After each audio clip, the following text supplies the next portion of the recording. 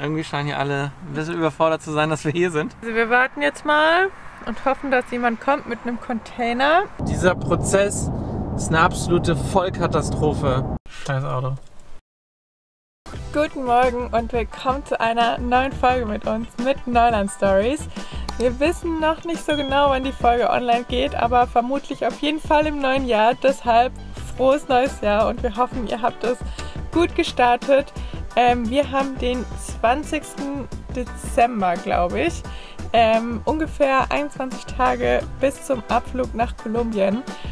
Unter anderem muss unser Van in einen Container. Wir müssen einiges für Pepper organisieren. Ja, deshalb stehen noch einige Vorbereitungen für uns an und wir legen am besten direkt los. Und das Wichtigste, was wir gerade wissen müssen, ist, ob wir in einen Container passen oder nicht. Wir messen hier ganz professionell einmal mit einem Besen. Noch weiter? Nee, du machst einfach ganz nah. Ja. 265,5 cm und wir müssen auf 256 kommen. Also 10 cm runter ungefähr. Mal gucken, was unsere Luftfederung und der Reifendruck, wenn wir den runterlassen, wie viel das bringt.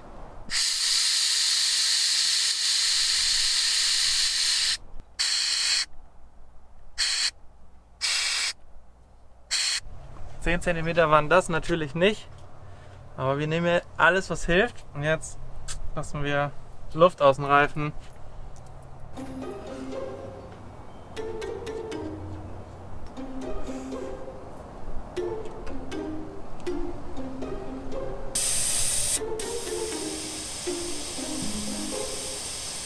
Stimmt, das funktioniert das Ding nicht so recht.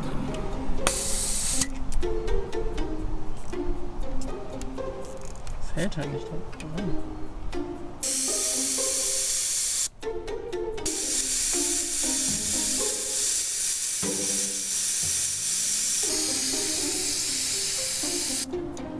Scheint länger zu dauern als gedacht.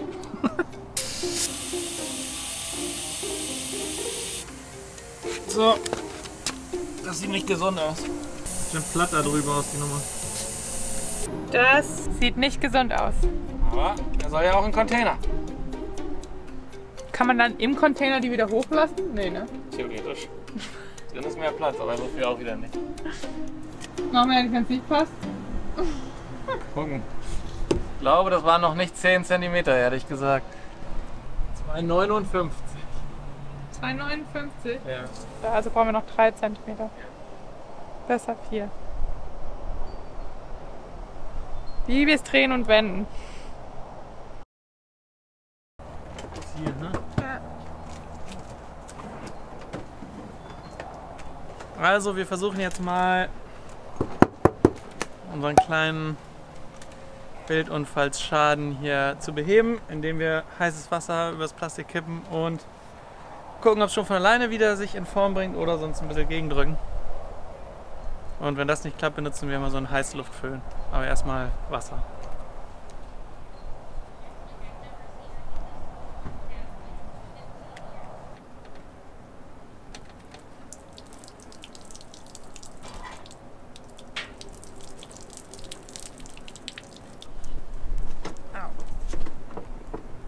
It'll move. Push hard. Harder.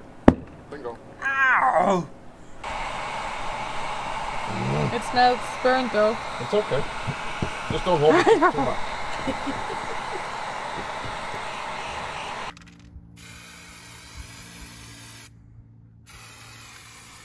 Nächster Haken kann gesetzt werden. Groot sieht wieder aus wie neu. Wir sind auf dem Weg zu einem PetSmart und gucken da gleich mal, ob Pepper oder in welche Box Pepper reinpasst für den Flug nach Kolumbien.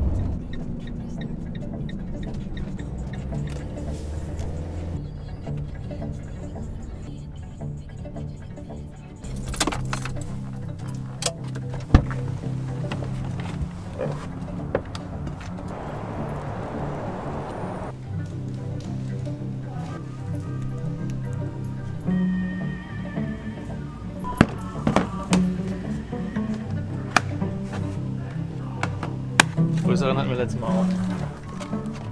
Frage ist, ob der so offiziell erlaubt ist für einen Flug. Ja.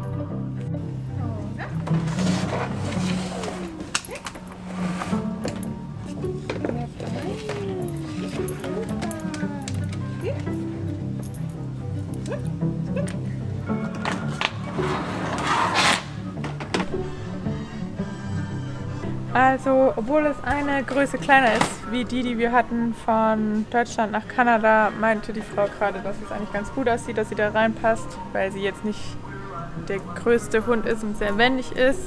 Und das ist tatsächlich die einzige Größe, die die Fluggesellschaft, mit der wir fliegen wollen, erlaubt.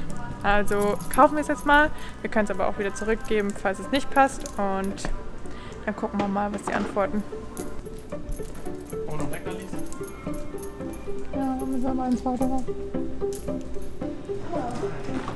And your phone number with us? No.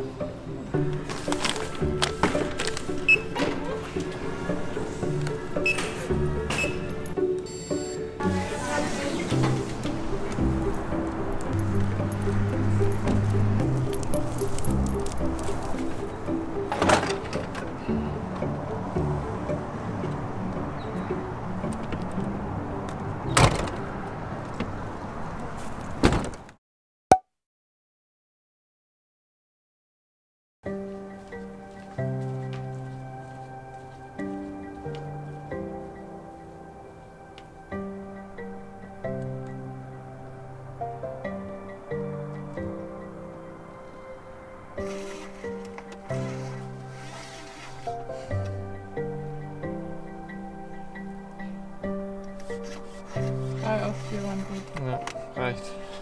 Nehmen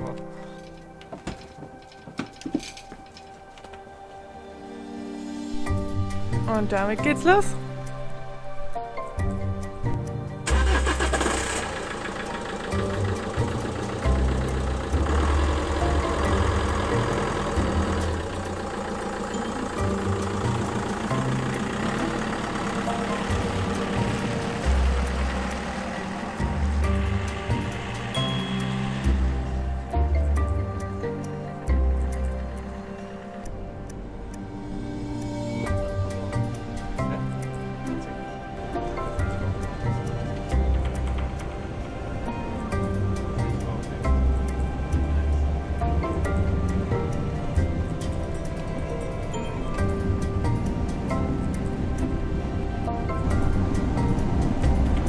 Road Trip, Baby! Frohes neues Jahr!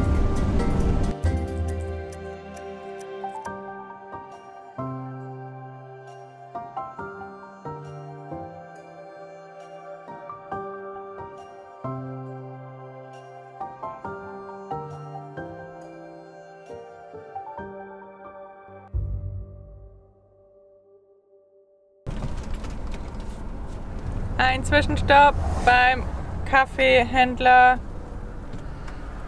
des amerikanischen Vertrauens. Haben wir auch gemacht. Plus Frühstück in Form von Donuts.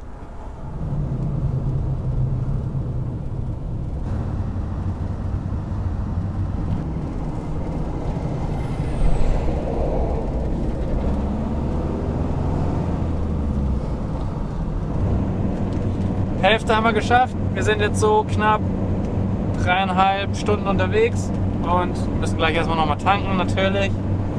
Aber dann sollte es das im Tanken, glaube ich, gewesen sein. Falls ihr euch gefragt habt, wo Peppy ist, die haben wir in Florida gelassen bei Shauna Tosa. Dadurch, dass wir wirklich nur am Fahren sind Richtung Savannah und dann morgen mit dem Mietwagen wieder zurück, ist es für sie doch, glaube ich, viel entspannter, bei den beiden zu bleiben. Zu viel darf es nicht werden, denn auf dem Schiff darf irgendwie nur so ein bisschen über Reserve noch übrig sein. Deswegen müssen wir ein bisschen uptimen. Uptimen. Ist das überhaupt ein Wort? Einschätzen. Richtig einschätzen. Abpassen.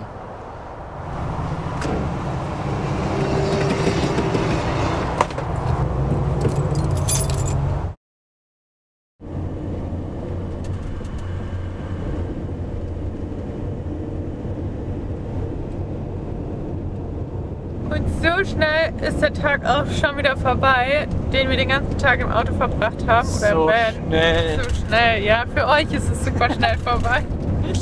Wir saßen jetzt fast 10 Stunden im Auto, sind aber gleich da. Und dann machen wir uns noch auf die Suche nach was Essbarem, weil nur Dunkin' Donuts.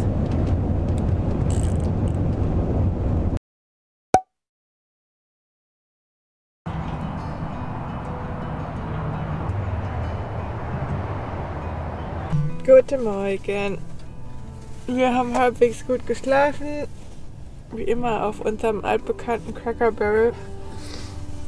Wir hatten aber 2 Grad in der Nacht. Mit so kalten Temperaturen haben wir irgendwie gar nicht gerechnet. Und irgendwie bin ich doch ganz schön verschnupft. Aber wir machen uns jetzt ready to go. Wir haben noch 1, 2 To-Do-Listen. Eine To-Do-Liste, 1, 2 To-Dos abzuhaken auf unserer Liste, bevor wir den Van abgeben. Deswegen machen wir uns jetzt relativ früh auf den Weg.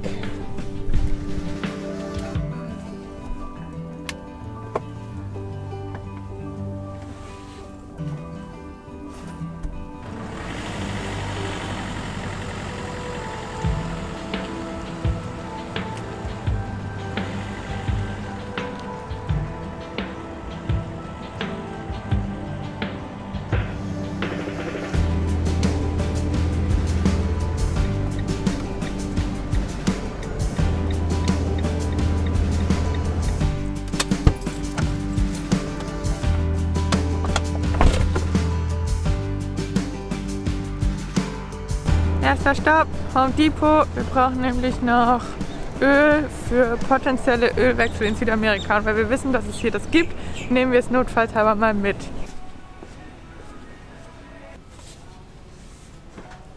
Sieht so.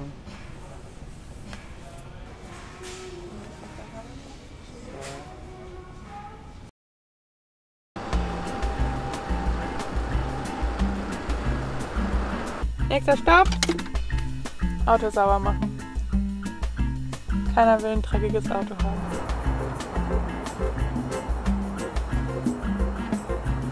Bevor wir aber einmal alles nass machen, müssen wir jetzt erstmal noch das Surfboard und unsere Tasche vom Roof Rack runterholen.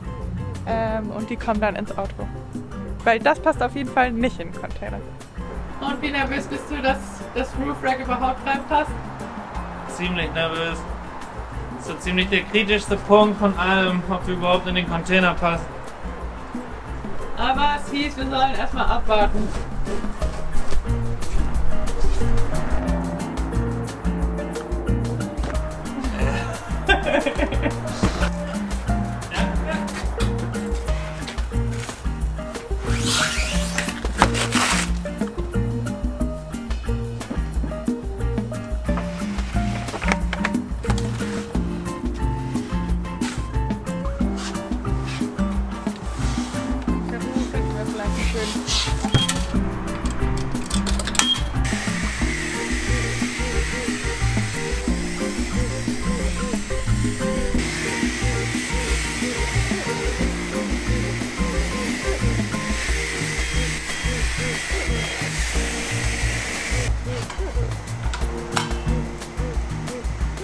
Nicht die beste Waschanlage, aber es sollte reichen.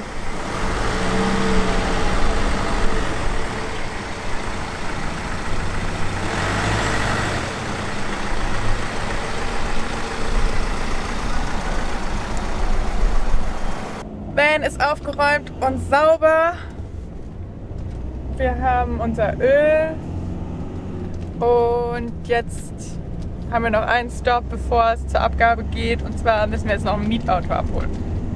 Sonst können wir uns nämlich nicht mehr fortbewegen.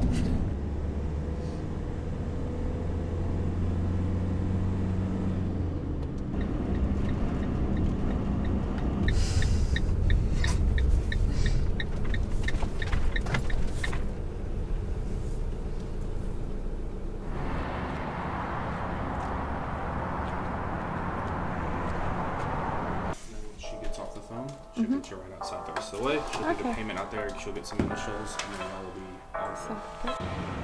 Gar nicht so schlecht, unser Mietwagen.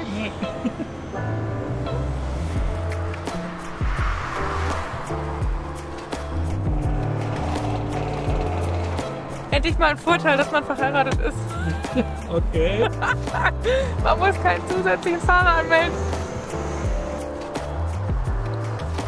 Du musst hier hinterherfahren, du willst Mami.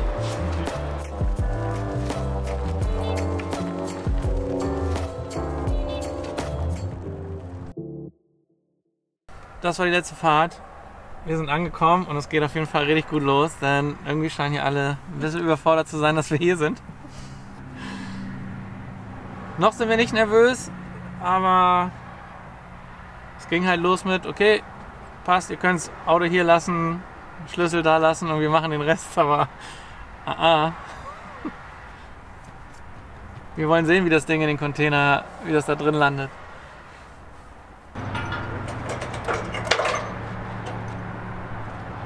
Also wir warten jetzt mal und hoffen, dass jemand kommt mit einem Container und dass wir unseren Van in den Container fahren dürfen.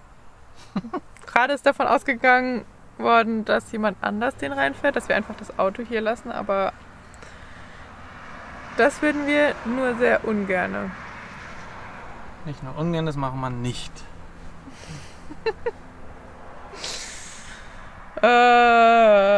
Immer so ein nervenaufreibendes Gedöns.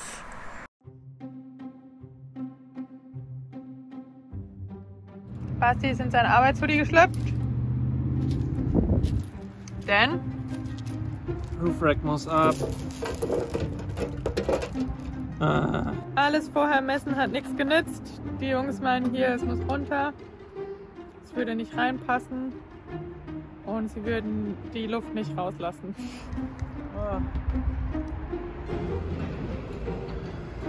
Da ist gerade ein Container gekommen. Alle Schrauben sind lose. Und jetzt hoffen wir, dass sie uns helfen, das Roof Rack runterzuholen. Den spannenden Part haben wir schon verpasst. Roof Rack ist unten.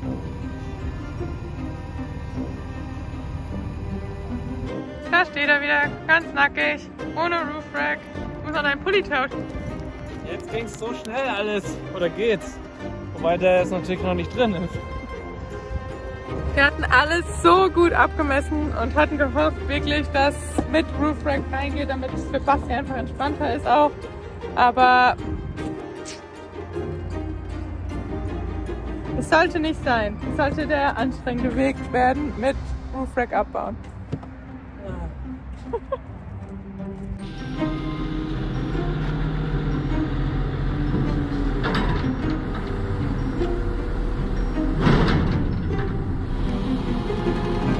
There's the...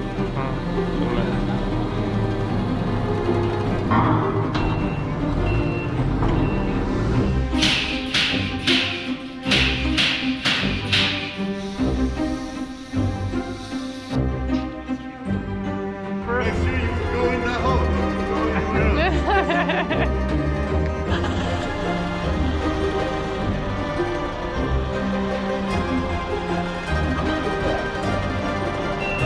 You guys are well prepared.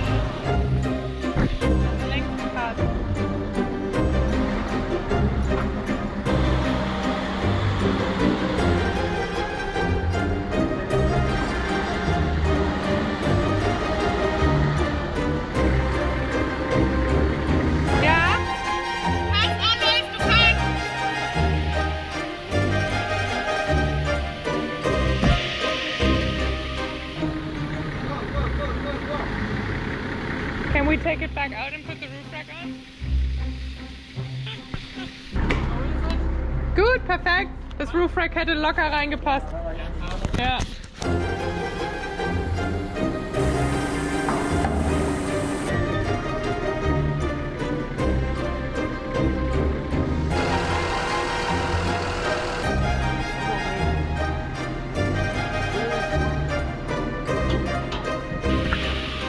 Tschüss, Ruth.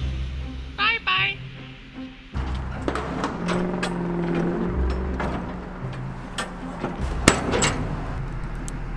Without a trust, I've seen it. If they did them. Ruth ist im Container. Oh, das ist verrückt, Leute. Es hat jetzt nicht so ganz so gepasst, wie wir uns das gewünscht hätten. Irgendwie sah es jetzt am Ende aus, als hätte weder die Luft aus den Rädern rausgelassen müssten. Sein werden müssen. Ja. Oder das Roof Rack hätte drauf bleiben können, keine Ahnung. Das ist was für Zukunftsbasti. Leider hat sich beim Roof Rack eine Schraube verkantet. Da sind 45 Grad, schon leichten Schwindel. Ich bin im Eimer.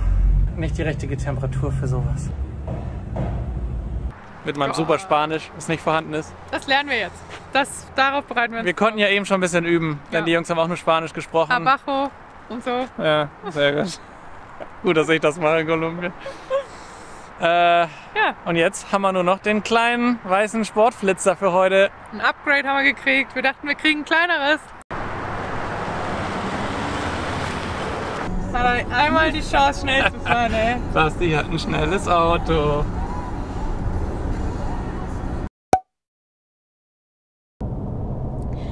Ein neuer Tag, ein neues Mietauto, ein neuer Mietwagen. Ein neues Desaster. Ein neues Desaster. Wir mussten uns nochmal kurzfristig ein Auto mieten, weil wir nochmal 4 Stunden in Richtung Norden von Florida fahren müssen, weil unser Tierarzt, wo wir uns drauf verlassen haben, der das Zertifikat fertigstellen sollte, das nicht online in dem Online-Portal hochladen kann für die Unterschrift von dem Behörden-Tierarzt.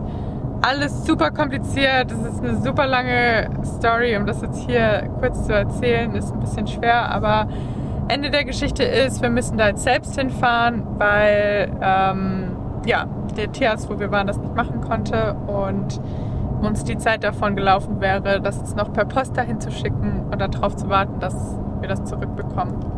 Deshalb fahren wir jetzt dahin und hoffen, dass wir die Unterschrift bekommen.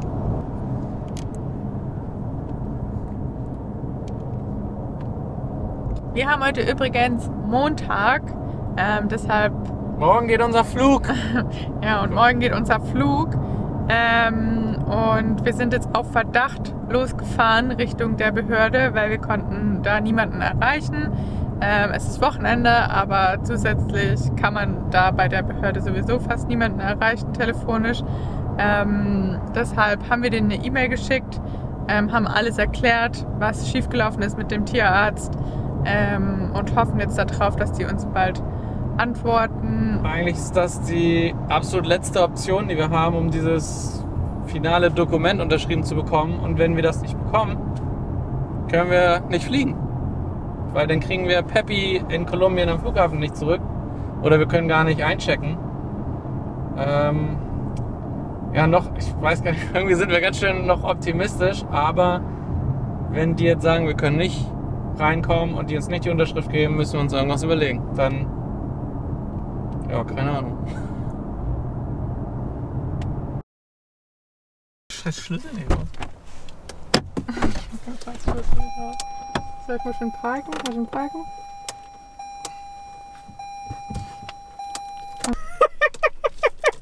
Basti kriegt den Schlüssel nicht raus. Das gibt's doch gar nicht. Scheiß Auto. Ich gehe dann schon mal rein. Geh schon mal rein.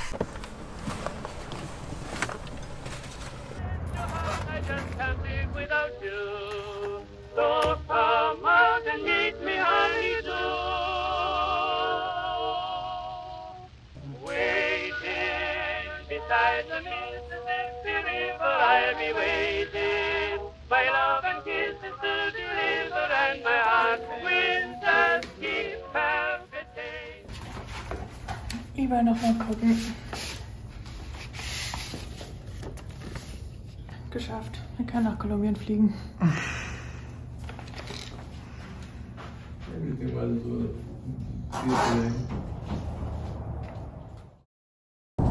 Yay! Du bist viel zu fröhlich für diesen Haufen Quatsch, der passiert ist. Egal. Basti ist noch nicht so drüber hinweg. Ich bin einfach nur froh, dass wir die Papiere haben. 2,5 Stunden haben die uns für eine Unterschrift warten lassen. Dieser Prozess ist eine absolute Vollkatastrophe. Wir haben die Unterlagen. Ach komm, das erzählst du. Ich bin viel zu genervt. Wir haben die Unterlagen. Wir haben, besser gesagt, die Unterlagen hatten wir schon die ganze Zeit. Wir haben die Unterschrift jetzt auch von dem Behördentierarzt, der das Ganze nochmal kontrollieren muss. Und ja, ihr seht, es wird schon dunkler draußen. Also, $150 für Impfung, $400 für Untersuchung und für ein Paper, was wir ausgestellt bekommen haben, $100 für einen Mietwagen, 8 Stunden Fahrt und 3 Stunden Warten für eine Unterschrift. Und 1000 Nerven später Haben wir jetzt 2 Unterschriften. und morgen geht's nach Kolumbien. Ja, mal sehen, was der Flughafen. Ja, es ist ein Sturm vorhergesagt. Gott sag's nicht. So stay tuned.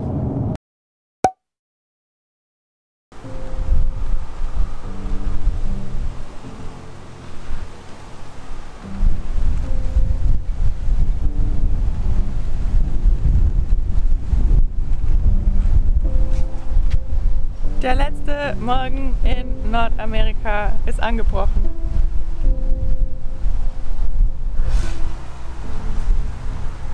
She said, okay. Go, go, go.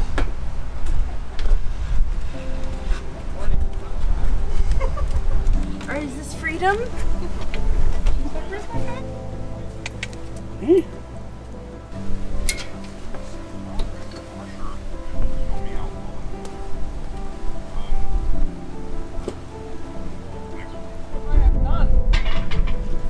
Running over there. Running.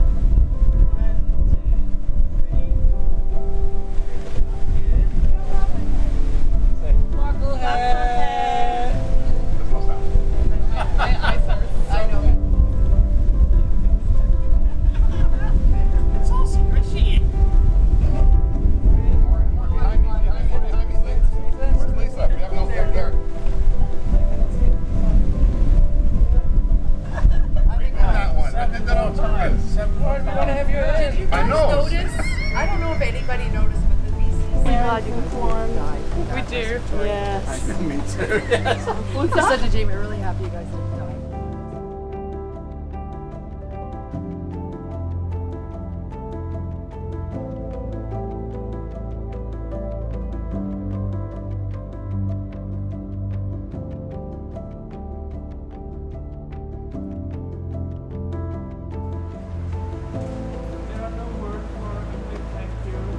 Unser erster Reiseabschnitt entlang der Panamericana geht damit zu Ende. Wir verabschieden uns schweren Herzens von all den großartigen Menschen, die wir kennenlernen durften. Ihr habt unsere Reise zu etwas ganz Besonderem gemacht.